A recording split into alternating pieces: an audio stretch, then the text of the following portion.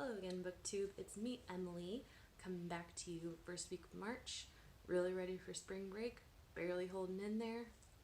Grad school is fun, y'all. So today I'm going to be doing two things. I'm going to be talking about my February wrap-up. February was kind of a slow reading month for me, so I don't have as much to discuss in this video wrap-up wise. But then I learned about the Animal Crossing Read-A-Thon from fellow booktuber TB and got really excited because I absolutely love Animal Crossing. I have had my New Leaf 3DS village going for like 7 years at this point, and I love it. I want to get a Switch so bad, but money plus grad school equals broke me. So I may or may not be able to get to play New Horizons when it comes out, but I love Animal Crossing and I love seeing crossovers between one of my favorite games and BookTube and reading. So super excited to talk about that in the second half of the video. I only ended up reading one book from my tentative February TBR. Go me. But I did end up reading other books this month. The first book that I read in February was Talking as Fast as I Can by Lauren Graham. I love memoir. I usually read at least 1 or 2 memoirs a month. And I grew up loving Gilmore Girls, and I've rewatched the show multiple times. My 16th birthday present was like the big giant like boxed set of all the 7-season DVDs, and I still own it even though there's no reason to because it's all on Netflix and I haven't used a DVD in like 5 years or something. But sentimental. However, I cannot say that I had the same warm, fuzzy feelings about Lauren Graham's memoir as I did Gilmore Girls. And I cannot say that I still have the same warm, fuzzy feelings about Gilmore Girls as I used to, because reading this memoir made me want to rewatch the show again. It's probably been like a couple of years since I rewatched the show at all. And when I do rewatch the show, I tend to just watch the earlier seasons. Well, as I was reading this book, Lauren Graham, in her memoir, it's a very surface level memoir. She really doesn't get very deep with it. She talks a lot about her life in Hollywood, her acting career, kind of how she came into Gilmore Girls fame. And it was okay. It just wasn't very exciting. It felt very much like a PR book, like a book that like her PR person encouraged her to write and like tightly controlled the message, like didn't really let her get into a whole lot of the like nitty-gritty of her life. She spends a ton of time talking about the pressures of looking a certain way in Hollywood, kind of makes fun of Hollywood diets. I don't know. It just wasn't great for me. There was one point in the book where she was talking about trying to develop her writing process so that she could write, while she was on busy filming schedules while shooting Gilmore Girls: A Year in the Life. And she was talking about how her method would be to have the draft of her memoir open, or it might have even been her novel at that point, but a draft of her like official writing project open, and then her journal open, and to just write for an hour, and when you're tired of writing your draft, you switch over to your journal and vice versa.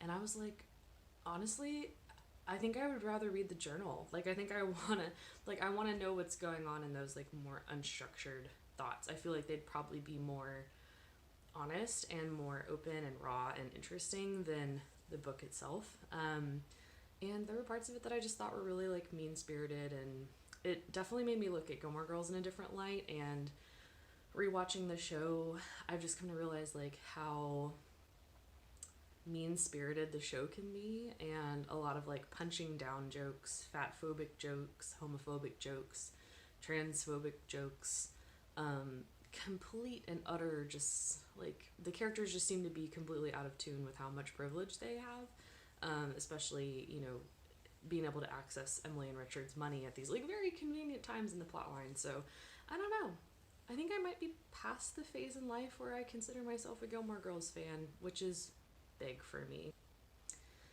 The next book that I read was I finished up the first volume of Land of the Lustrous, which is a manga that was recommended to me by a friend of mine. And she recommended it because she knows I love like magical girl stuff, and she knew I loved Steven Universe, which is a cartoon on Cartoon Network.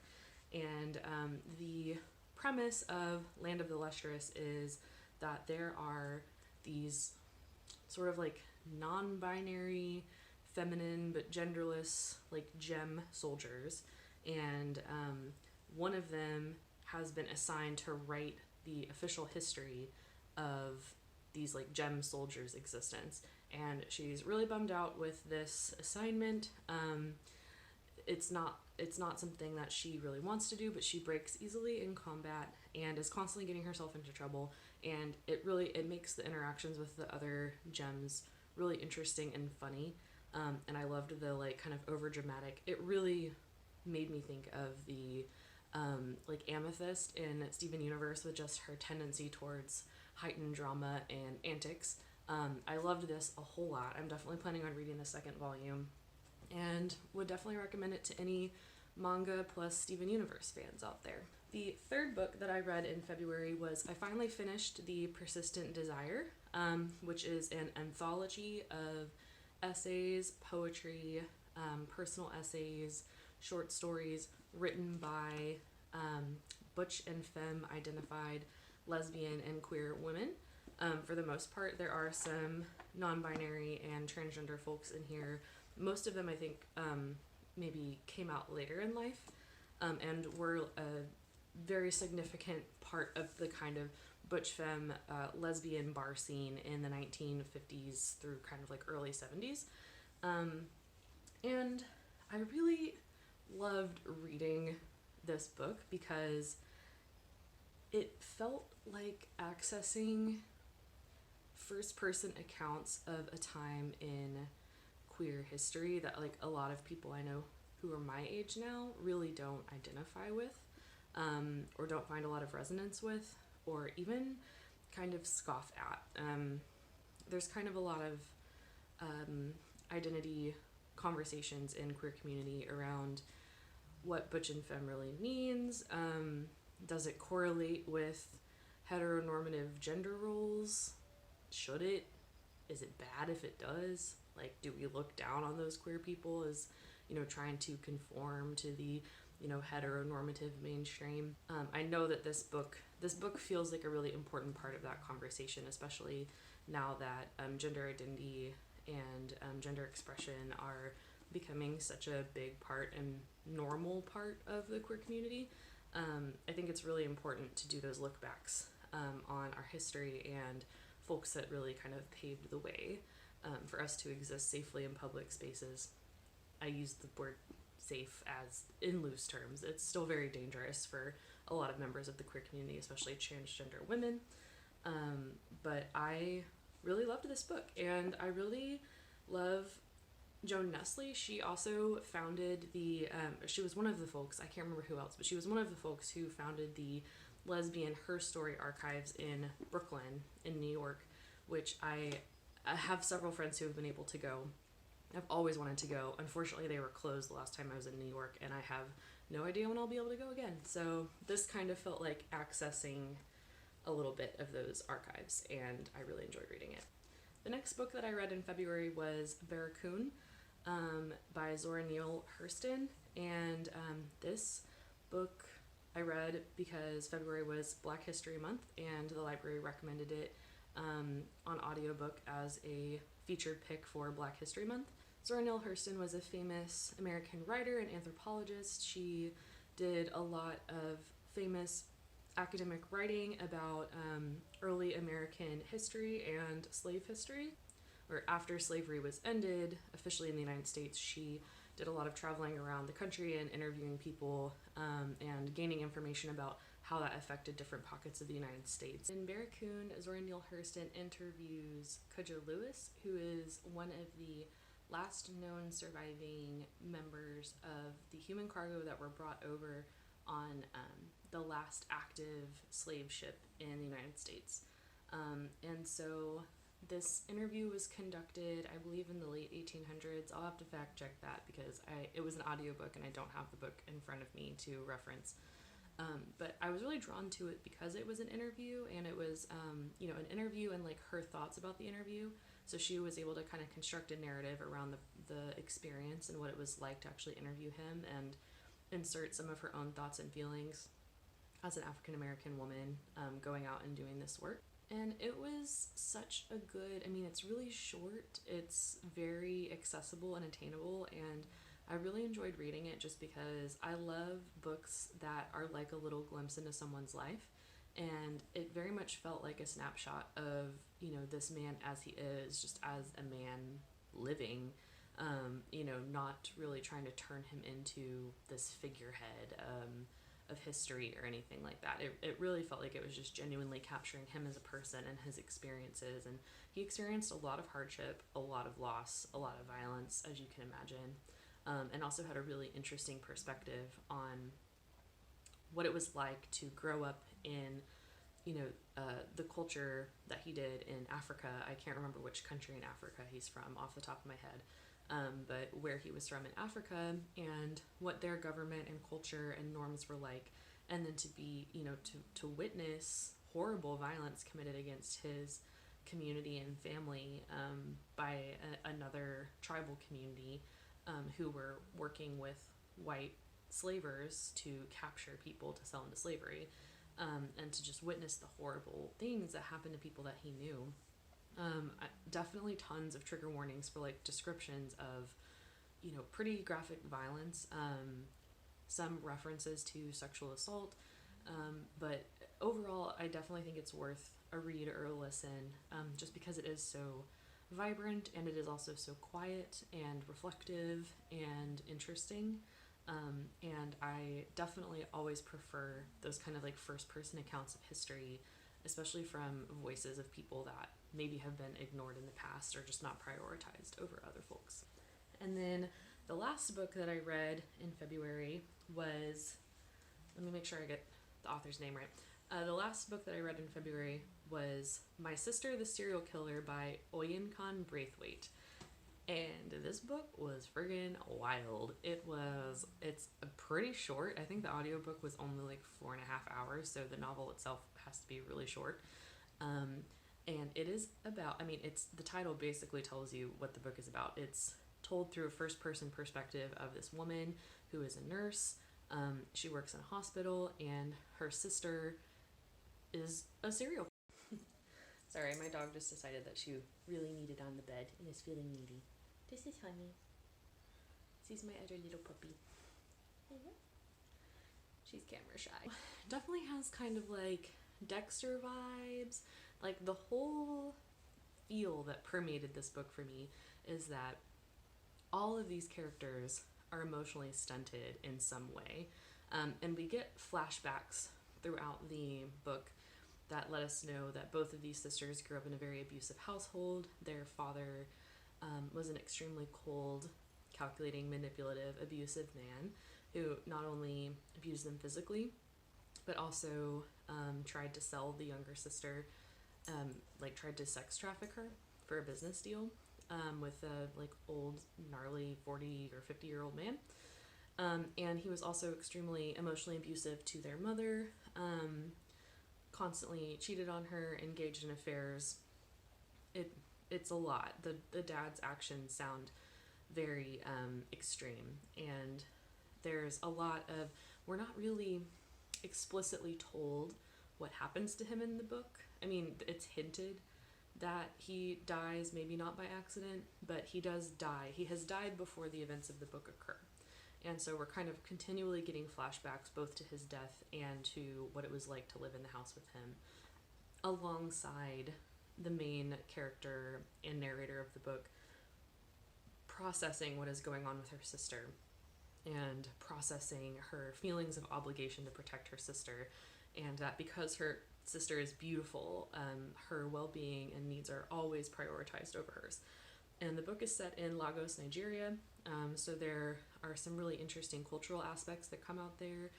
It's, you know, the author definitely weaves in kind of the differences in patriarchal culture in Nigeria. This book was interesting. I loved it. I gave it 4 stars. I really enjoyed it. I thought the pacing was excellent. I mean, this story did so much in so little space, and I really appreciate stories that can do that just like, you know, they just keep going and especially for a thriller, you're just kind of like along for the ride, holding on for dear life.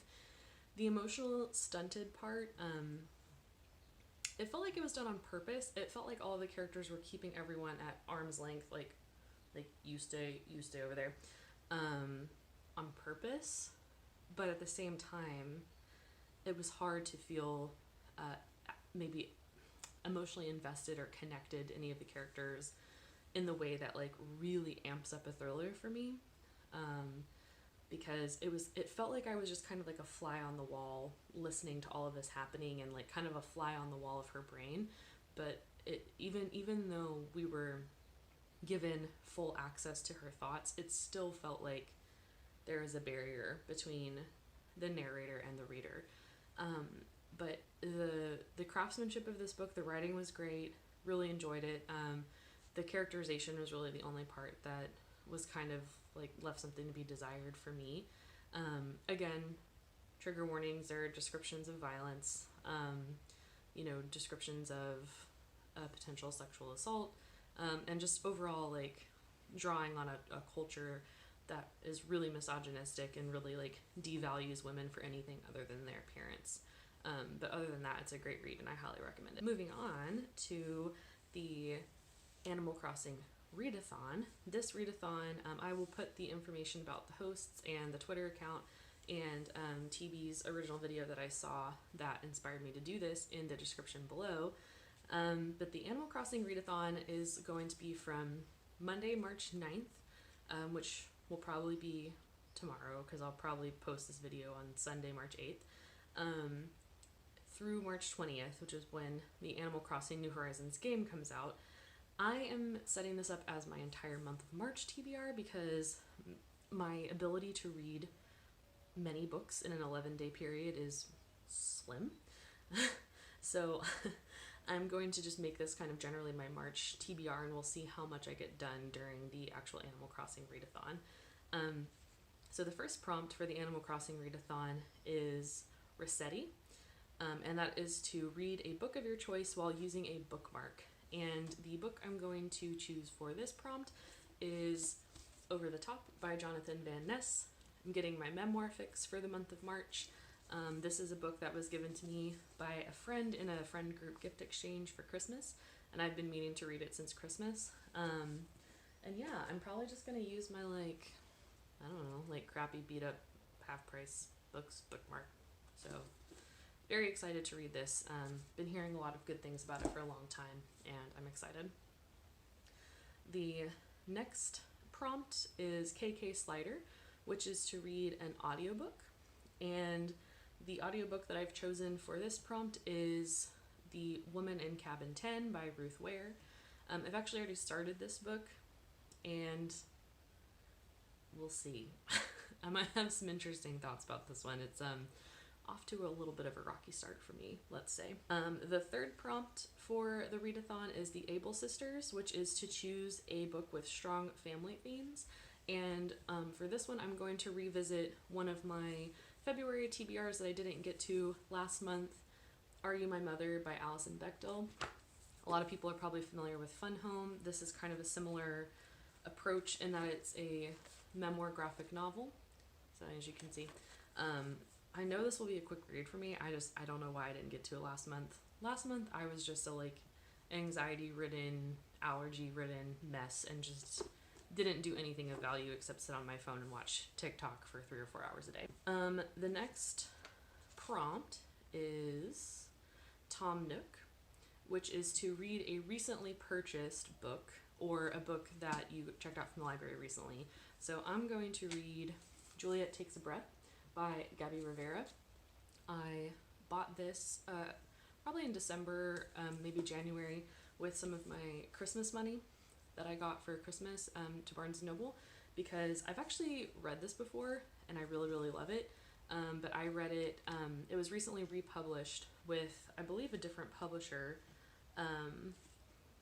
Yeah, I think so. The different publisher. And, I just noticed there's a little Pals, see the little Pals book drawing on there? That's so cute. I went to Pals Books for the first time in January because we went and visited friends in Washington, and then we drove to Portland for the day. And I'm drinking my morning coffee out of my little pal's mug. Adorable. What a little coincidence. I love that. It's a queer YA novel. Got a little bit of romance. Got a little bit of a, like, you know, cultural conflict where this, you know, queer Latina woman from the Bronx goes and stays for the summer to do, I believe, an internship in Portland, Oregon. And Portland is very, especially the queer community, is very white. And it really tackles that issue head on, and it's a fascinating book that I love very much. And then the last prompt is Animal Crossing GameCube, which, yes, oh my god, that I protected my memory card for my Animal Crossing game with my life from my brother, because he was always wanting to, like, overwrite memory cards for his new games. I would, like, hide it from him. I think I still have it somewhere, probably. But for Animal Crossing GameCube, the prompt is to revisit an old favorite or read a book that's been on your TBR for a long time. And I'm gonna pull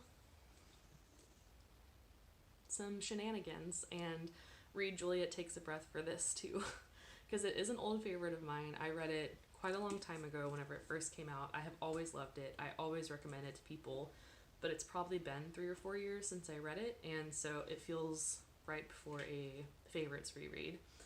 And since March is social work month, this is kind of getting outside of the Animal Crossing Read-A-Thon list, but since March is social work month, I'm also going to challenge myself to read something for my social work practice that I am not required to read for class. And so for that, I'm going to read Accompanying the Dying, Practical Heart-Centered Wisdom for End-of-Life Doulas and Healthcare Advocates. This was written by a registered nurse who had an extremely long and full career in end-of-life care. And it's partially philosophy on what it means to be an end-of-life caregiver, partially techniques and tips and advice for folks in that arena. And since this is really where I'm wanting to take my career, I know this will be a great handbook for me to have, and probably something that I'll revisit multiple times. And I'm excited to read it and share my thoughts. Alright folks, well that's everything I have for today. This ended up actually cramming a lot into one video, but that's totally fine with me. Love to bring y'all that good chock full content. Say bye, honey. Bye. Until next time. See you later. Bye, BookTube.